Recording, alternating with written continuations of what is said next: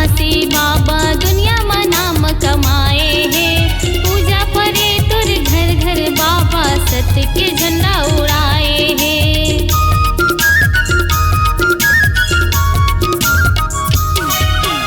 अमर हो गए मोरे घासी बाबा दुनिया में नाम कमाए हैं। पूजा परे तुर घर घर बाबा सत्य के झंडा उड़ाए हैं।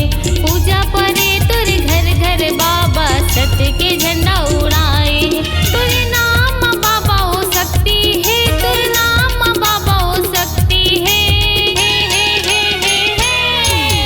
आओ रे धूम मचाबो, आओ रे नाचबो गाबो, मोरे घासी बाबा के आज जयंती है। मोर गुरु बाबा के आज जयंती है।